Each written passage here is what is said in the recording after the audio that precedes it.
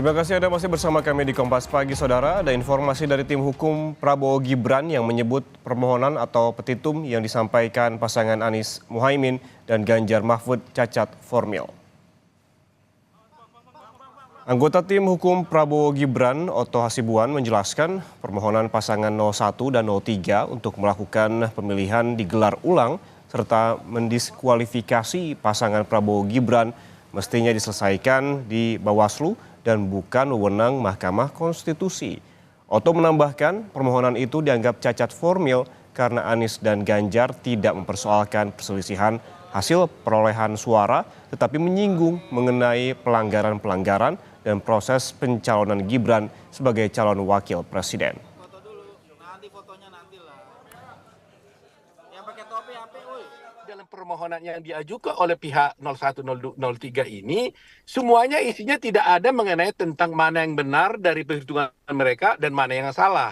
Jumlah mana yang menurut mereka yang mereka peroleh dan tidak gitu ya. Sehingga ini tidak sesuai dengan undang-undang dan peraturan hukum acara yang sudah diatur di dalam MK dan oleh PMK. Nah, karena tidak sesuai dengan hukum acara, maka ini sudah cacat prosedural, cacat formil.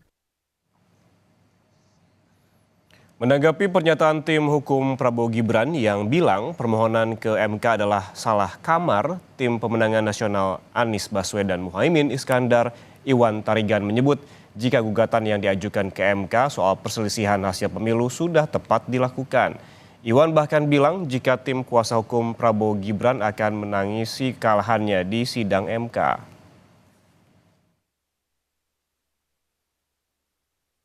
Perselisihan tentang hasil pemilu karena proses yang curang dan bermasalah,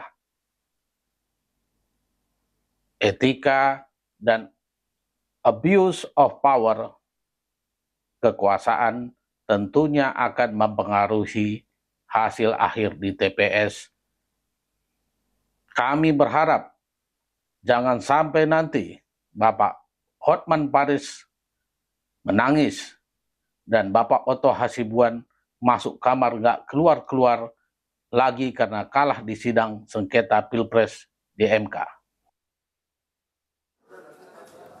Sementara itu, tim kuasa hukum Ganjar Mahfud menyatakan penetapan Gibran sebagai cawapres adalah keputusan prematur karena sudah diuji di DKPP dan dijatuhi hukuman etik kepada Ketua KPU dan Komisioner KPU. Maka pengajuan permohonan atau petitum ke MK sudah tepat.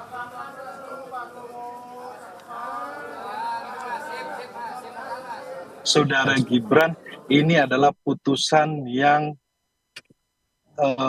prematur. Kenapa saya bisa bilang prematur? Karena penetapan cawapres saudara Gibran ini sudah pernah disampaikan oleh beberapa kelompok dan sudah pernah diuji di DKPP.